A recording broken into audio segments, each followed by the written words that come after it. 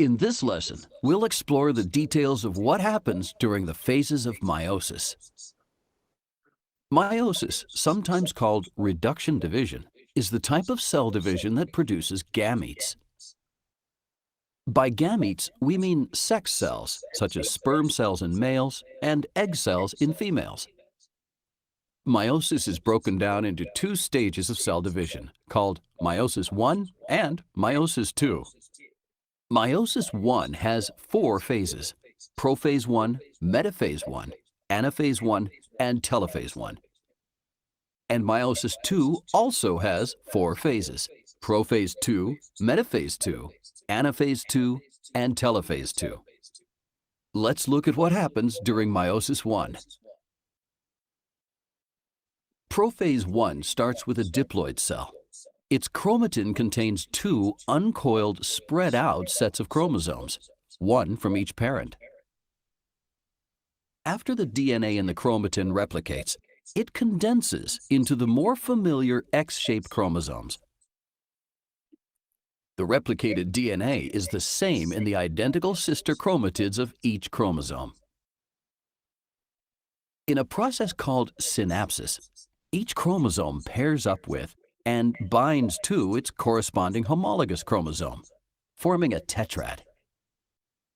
A tetrad is the group of four sister chromatids in paired homologous chromosomes. The chromosomes contain genetic information called genes. These genes were inherited from each parent. And different versions of the same gene on each chromosome are called alleles. In a process called crossing over, chromatids from each homologous chromosome exchange segments of alleles. Also called recombination, crossing over randomly happens on every chromosome, resulting in different gene combinations. This explains why every gamete is genetically different from every other gamete. Crossing over results in genetic variety in offspring. This is why children are different from their biological parents, as well as from their biological siblings. Continuing on with prophase I, the nuclear membrane disappears. The centrioles move to opposite ends of the cell, and spindle fibers fan out from them. Next, in metaphase I, the homologous chromosomes line up at the equator and attach to spindle fibers from opposite poles. During anaphase I, spindle fibers separate the homologous chromosomes in each tetrad and pull them to opposite poles of the cell. The cell enters telophase I with one chromosome from each homologous pair at separate poles. However, each chromosome still consists of sister chromatids. Keep in mind that each chromosome's sister chromatids are no longer identical because of the allele exchange that happened during crossing over. Then, spindle fibers disappear, and the nuclear membrane reforms around the chromosomes. Finally, cytokinesis occurs. Meiosis I ends with two genetically different haploid daughter cells. Each haploid cell contains only one set of chromosomes, consisting of paired sister chromatids. Both cells now enter the next stage, meiosis II. However, unlike meiosis I, DNA does not replicate before meiosis II begins. Once again, in prophase II, the nuclear membrane disappears, and spindle fibers fan out from the two sets of paired centrioles. During metaphase II, the chromosomes in each cell line up at the equator and attach to spindle fibers from both poles. During anaphase II, the sister chromatids of each chromosome separate and move to opposite poles. Once the sister chromatids separate, they're called chromosomes. Finally, during telophase II, the spindle fibers disappear and nuclear membranes reform. And cytokinesis occurs in both cells. Meiosis II ends with four genetically different haploid daughter cells, each containing only one set of chromosomes. Some key points to remember about meiosis. It begins with a diploid cell. Meiosis only produces gametes. Gametes are genetically different haploid cells, sperm cells in males and eggs in females. Meiosis has two stages of cell division, called meiosis I and meiosis II. During meiosis I, homologous chromosomes separate to produce two haploid cells, each containing chromosomes in the form of paired sister chromatids. In meiosis II, the sister chromatids separate in both cells, becoming individual chromosomes. Cytokinesis of these cells produces four genetically different haploid gametes. And here are some key points to remember about prophase I. The pairing of homologous chromosomes, called synapsis, occurs. Each pair of homologous chromosomes, consisting of four chromatids, is called a tetrad. During the process of crossing over, chromosomes in homologous pairs exchange segments of alleles. Crossing over results in genetic differences in gametes. All gametes produced by meiosis are haploid.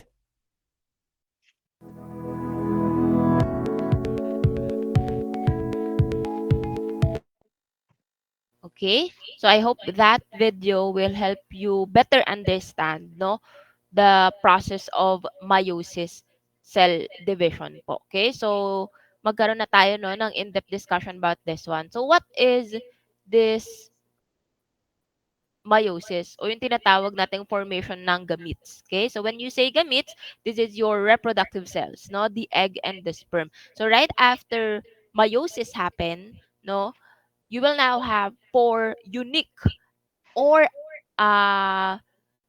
what do you call it, unique or different, no, daughter cells. Okay, so what is the reason behind that? No, we will again move on with our discussion para mas ma-discuss natin siya further. Okay, so again, your daughter cells will contain half the number of your chromosomes as the original cells. Okay, kaya nga po ang daughter cells ng ating meiosis will be haploid, no, half, okay, kalahati.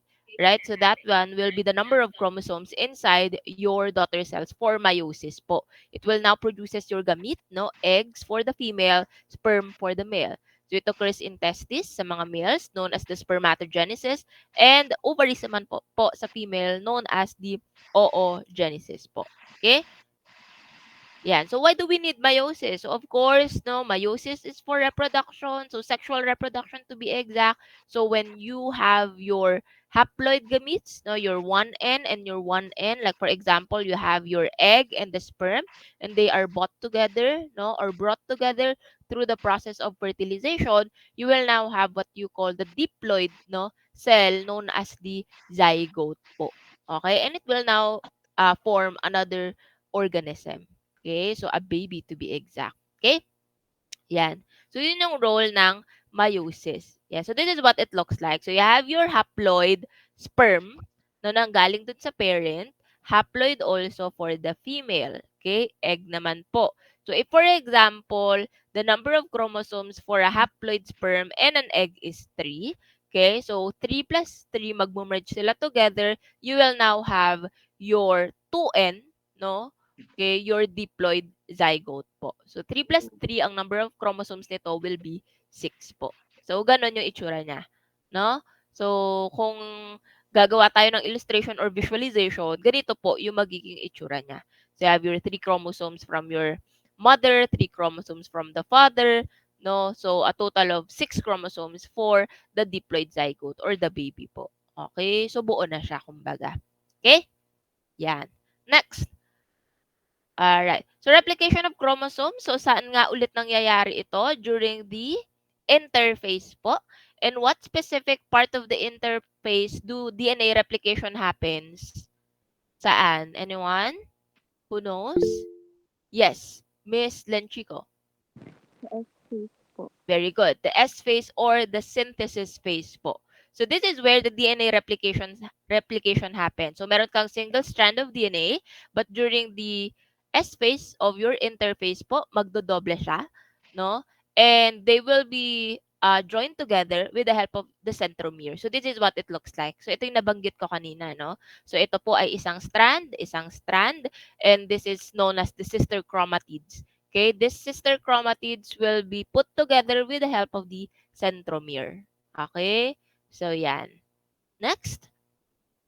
Okay, so this is what it looks like po, no, for your meiosis. So as you can see, no, it is divided into two. Okay, you have meiosis 1, you have meiosis 2 po. Alright? Okay, in mitosis, isa lang yung cell division na pinagdadaanan niya, no? You have the interphase, you have the PMAT cytokinesis. Kay meiosis po, dalawang beses siya mag-undergo ng cell division. Okay? You have meiosis 1, you have meiosis 2 po. Yan. Okay? Alright, so a total of 8 divisions. Okay? Kasi apat and another apat po. Okay? So this is your PMAT1 for your meiosis 1, PMAT2 for your meiosis 2 naman po. Okay? Yan. So let's now try to discuss all of this one po, no, para mas mabilis at mas madali natin siyang maintindihan. Okay? So let's now begin. So for your prophase 1 po, no, take note that this is almost the same with mitosis. Pero no, merong importanteng event na nagaganap during the prophase 1 of your meiosis 1. Okay?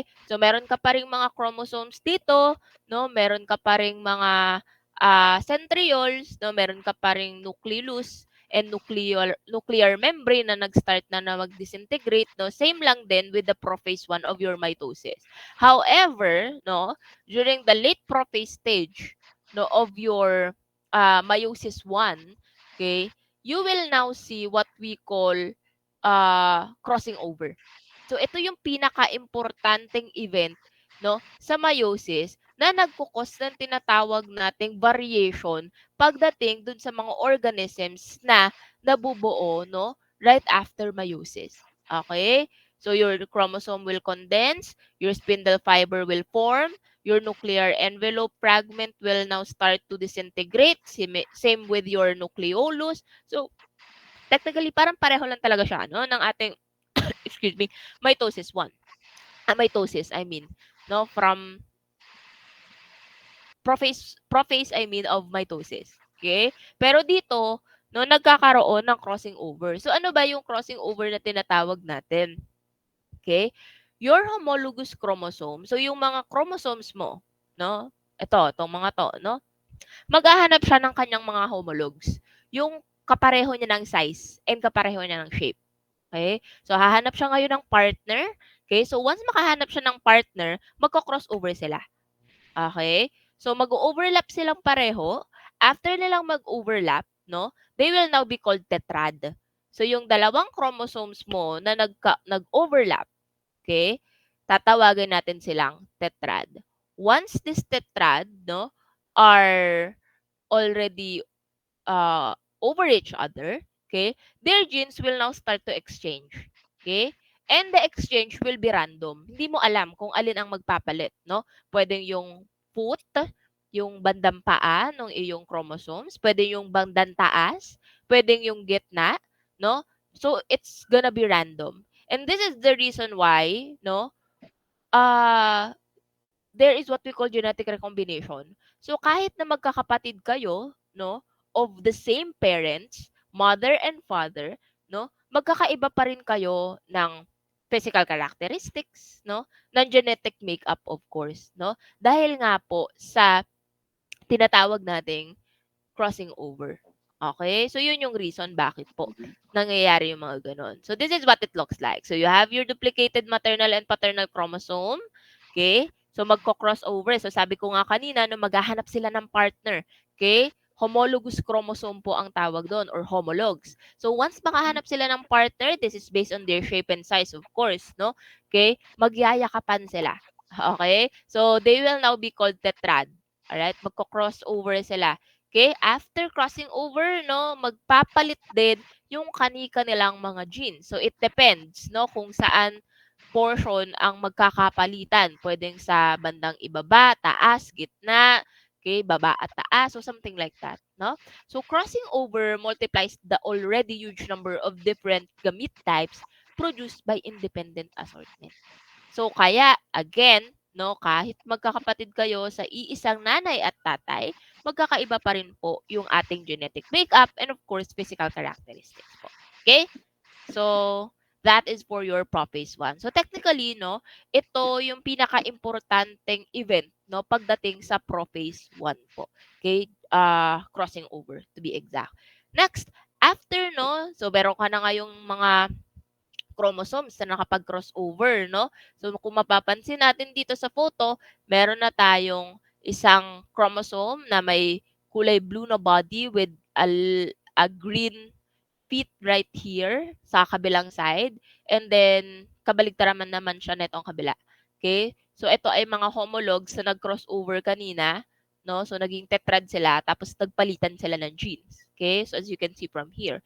So, this homologous pair will now line up along the equator. So, as you can see from here. Okay? So, yon. So, same thing with the metaphase of your mitosis. No? Pupunta lang po sila lahat sa gitna, no? To your metaphase plate. Okay? Right after nun, no? Your homologs will now be separated with one another. Okay? Okay, they will just be separated with one another and they will be moved to the opposite poles. Right? Pero buo pa rin sila. Okay, pupunta lang sila dun sa magkabilang side ng pole po. Okay, and that is what we call the anaphase stage. So they will be moved away from one another po. Okay? But again, your sister chromatids are still attached to their centromere. So buo pa rin po. Hinila lang sila pa kabila, no? Pa magka-opposite poles. Next, no? After nun, this chromosomes, no, will now undergo the telophase stage where their nuclear envelope will start to reassemble, no, yung nucleolus mo bigla nang babalik. So katulad lang din ng telophase ng inyong mitosis. Alright? Pero again, the chromosomes right here have already undergone um, crossing over. Okay? So, ganyan ang itsura niya. So, babalik na, no, yung iyong nucleolus, nuclear membrane, ah, mawawala na yung mga spindle fibers mo na connected sa mga chromosomes mo kanina, no, and cytokinesis will happen, no? So, i-divide niya na yung inyong cell into two. Okay? So, for this one, diploid pa rin yung number of cell mo. Okay? Okay? Right after meiosis 1, alright, right after meiosis 1 po, you will now undergo meiosis 2. Okay? So, for your, wait lang po for a while po, someone's calling.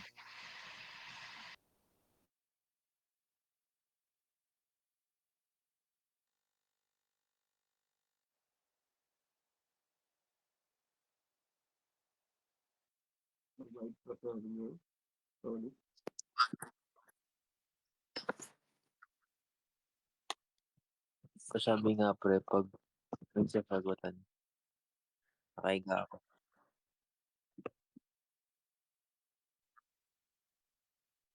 Rinig. Okay, sige po. Okay, continue na tayo. Okay? So, once na matapos na tayo sa meiosis 1, no, yung cell mo, no, na nakuha natin, no, after cytokinesis ng meiosis 1 will then be utilized for your meiosis 2. So, gagamitin mo siya ngayong parang karugtong lang, no, for your meiosis 2 po. So, what will happen during meiosis 2? Yan. So, after meiosis 1, pupunta na tayo sa meiosis 2. So, you will start with prophase 2 po. So, same thing lang din, no? Your nuclear envelope fragment will start to disappear. So, kung ano yung process natin sa mitosis, okay? Ganun lang din po yung nangyayari sa prophase 2. But again, no, meron ka na ditong chromosomes na nag-undergo na ng crossing over. Okay? So, ganun lang uli. Nuclear membrane disintegrates, nucleolus disintegrates, your spindle fiber will start to appear. So, ano pa ba? Your chromosomes will start to condense. So, ganun po. Okay? Yan. So, they will now line up along the equator or yung metaphase plate po natin. Yan. So, ganyan yung itsura niya. Okay. So for this one, for the anaphase, so yung mga chromosomes mo kanina during the metaphase, hindi, anaphase 1, okay, ay buo pa rin, no? You have here, ito, okay? So you have your metaphase 1, yung homologous pairs mo. Pagdating sa anaphase, buo pa rin siyang hinila, no? Hindi naghiwalay yung bawat sister chromatids. Okay?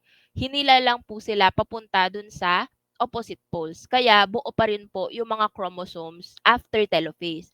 Pagdating sa meiosis 2, kung mapapansin natin, no, sa meiosis 2 ng anaphase 2, okay, sister chromatids na yung humiwalay.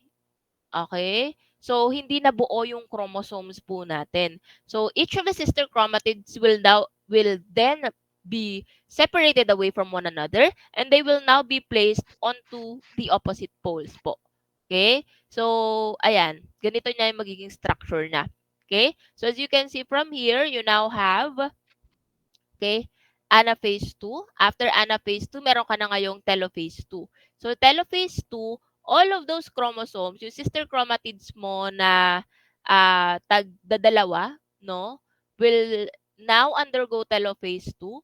So, mahahati siya into 2 pairs or equal to 4. So, ganito po yung magiging itsura niya. So, at the end of telophase 2, no, you will now have a total of 4 unidentical. Tingnan ninyo yung itsura natin dito. Okay, so na-mention ko, no, it is gonna be unidentical, hindi equal or pareho dun sa itsura ng inyong parent cell kanina. Okay, so as you can see from here, meron kang kulay blue na mahaba, kulay green na maikli, kulay green na maikli, kulay blue na mahaba with green feet. Ayan, this is because of the genetic uh, crossing over na naganap during the prophase 1 of your meiosis 1. Okay? So, kung titingnan niyo mabuti yung photo ngayon, no, magkakaiba po yung chromosomes na nakikita natin dito. Okay? So, yan yung nagiging cause ng genetic recombination na tinatawag natin. Okay? Kasi, pupwede na itong sperm cell na to, for example, yung makapasok dun sa egg cell ng mother, pwedeng ito, pwedeng ito, pwedeng ito. So, iba-iba, no? Yung mga options, no? So, may differences technically. Kaya, pwedeng magkaroon ng variations na kahit magkakapatid kayo ay magkakaiba kayo ng genetic makeup and of course, physical characteristics. Okay? So, ganyan. Right after telophase 2, again, no, it will undergo cytokinesis. And after nun, no, magkakaroon ka na ngayon ng hiwa-hiwalay na 4 na unidentical daughter cells. And this is now what we call the gametes. Okay, so haploid po yan. 4 haploid cells with 1 copy of each chromosome. Okay, so this is gonna be your daughter cells na po. So if you're going to compare our two types of cell division, you have your mitosis and meiosis. For the number of divisions, mitosis is just one division, meiosis is two. So you have meiosis PMAT1 and PMAT2 for meiosis. The number of daughter cells, dalawa po for mitosis, 4 naman po for mitosis. Okay? Are they genetically identical? Yes, for mitosis. Kasi po, ito ay nangyayari lang sa mga body or somatic cells natin. So, kapag nag-grow and develop po tayo, kapag nasusugatan tayo, so kung ano yung cell na nasira, no, or kailangan palitan, same lang din, no, yung ipapalit sa kanya.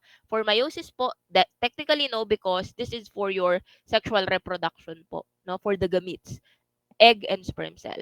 Okay? Number of chromosome will be the same as the parent. So kung diploid, diploid lang din po yung magiging number of chromosomes natin. For meiosis naman po, half of the parent. So kalakalahati. So kung diploid ang parent mo, haploid po ang daughter cells mo. Okay? So example kanina, no, 6 ang diploid number of chromosome. So ang magiging haploid number of chromosomes mo for the meiosis will be 6 divided by 2. So 3 ang number of chromosomes mo. Okay, so where does it happen? Somatic or body cells po for mitosis, germ cells or reproductive cells, gametes for meiosis po. For mitosis, when does it happen? Throughout life po. habang nag-grow at nagde-develop pa tayo, habang nagre-replace pa ng mga cells na na-damage or whatever, no, mitosis is there. Okay? Meiosis naman po during sexual maturity, of course. Okay? Kasi nga, for sexual reproduction po ito. Okay? For mitosis, growth and repair naman po. Okay? Any questions, clarifications, reactions about mitosis and meiosis? Okay, meron pa po ba tayong clarifications before I share with you the next activity that we will have? So sana clear na tayo no about these two types of cell division na na-encounter po natin as an organism. So before we end our meeting, I will share with you some questions that you have to answer. Self-assessment yun na rin po ito para malaman nyo no kung naintindihan nyo ba yung topic or hindi. Okay? Ayan. Ay, wala pala dito. Okay. Wala na pala. Hindi ko pala nailagay. Alright? Okay? So, that's it for today. Before we end, let's have this question na lang po pala muna. Okay, bago matapos ang... Yay! Hindi ko pala nalagay yung questions. Okay, tapos na. Ayan, hayaan nyo na. Sige. Oo. Okay, so magkuquiz naman tayo for this topic Okay na? next Ay, okay. meeting. Kailan ba ang next meeting natin? Thursday may pasok tayo, no? So, on Thursday, you will have your laboratory activity and you will also have your quiz Sa Monday po, ba? no? On-site tayo? So, every quiz ay on-site. I will just give you Monday? the coverage of the examination as well as the PowerPoint presentation that I shared with you today and last time. So, dalawang PowerPoint pa ang isa-share ko sa inyo. You will have a separate quiz for both of the topics para ma-assess natin kung talagang naintindihan natin yung topic discussion for the two. You will also have to prepare materials for your laboratory activity next meeting po. So, I will just share it with you na lang. So, if you already have the book, then that's great. You can already prepare the materials for your laboratory activity. Ask your groupmates po to bring the materials necessary for the laboratory Wala pa kaming activity group. po. So, assign nyo na lang kung sino yung kailangan magdala ng mga materials for your Wala lab pa kaming group. activity po. PC. Ano pa ba yung mga kailangan kong i-mention? Ayaw nga pala ka-group So ka. again po, no, online discussions, no, can be synchronous or asynchronous, depende sa laboratory activities na kailangan nating matapos within the week. So if there will be a synchronous activity or asynchronous meeting within the day, I will just inform you. Okay, kasi for that one, you will have to accomplish something. But as mentioned earlier, no, since wala pa naman tayong laboratory activity na nagawa or gagawin, no, we'll have to do the discussion po. So, may I just confirm the attendance for today bago po tayo mag-end? Kung Hindi na nandito na pumasok po eh, ang no? mga sumusunod na students. So, there are only 26 students here in this meeting. So, kindly inform your classmates na lang din po that we had our laboratory discussion today. So, they are all absent, no?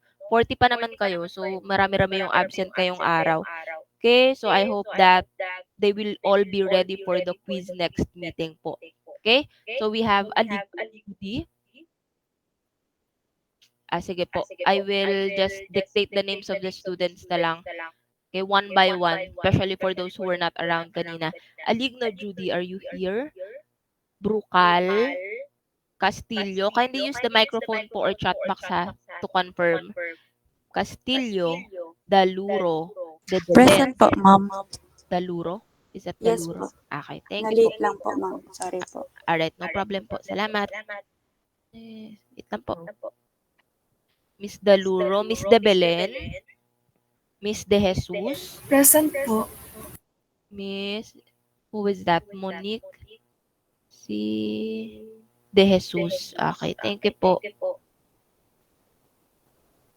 Alright, okay, next we have Miss Masangkay.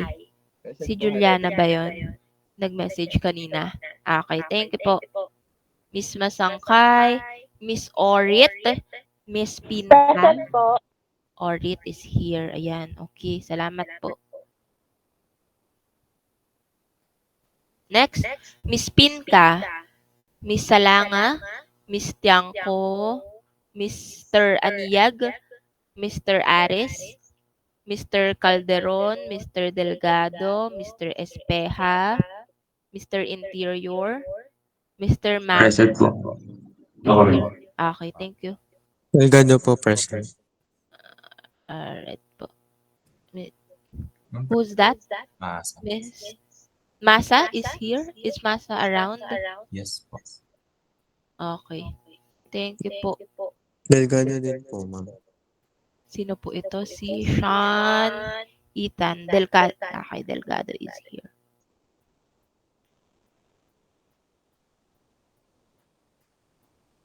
Okay. And Mendoza po. Mendoza, Ricacio, and Valencio. Valenciano pala. Okay. So to confirm po, absentees for today are the following. We have Aligno, Brucal, Castillo, De Belen, Pinca, Salanga, Tiangco, Aniyag, Aris, Calderon, Espeja, Mendoza, Ricacio, and Valenciano. Okay po. Confirm. Alright. Okay. So confirm. So that's it for today po. Any questions, clarifications, reactions before we end? Yes, Miss Lenchico. Question lang po regarding sa manual. Ay. Pwede po bang one manual po per group? Or kailangan po individually meron po kami? Kung individually na, Yung manual po. What's- ano ang gagawin sa manual? Yes. What's your question? If required po na individual po kaming mag-purchase or can it be one manual per group po? Ito. For this one po, it has to be one student po per manual. Okay? Kasi you will have to submit individual activities po, no? That are found inside the manual. Okay? However, meron din mga activities na by group. Pero I suggest, no, our head also suggested that you will have to have one manual per student po. Okay po tayo doon? Thank you po. Okay, welcome po. So, any more questions before we end? Wala na. So, bago po tayo mag-end, let's have our last activity for today. So, how confident are you with today's lesson? Just be honest po ha, no problem with that kasi of course, no, I can help you with this particular topic kung sakali man pong medyo nahihirapan tayo. So, just inform me po no using this Curie Live. So, makikita ko naman po yung mga responses ninyo. So, you have 30 seconds to answer po. Go ahead. Hindi. Neutral lang ako, neutral. Ay, di. Somewhat confident.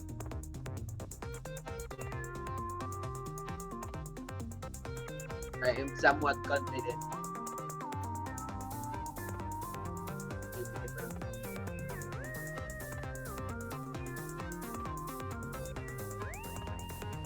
Yeah.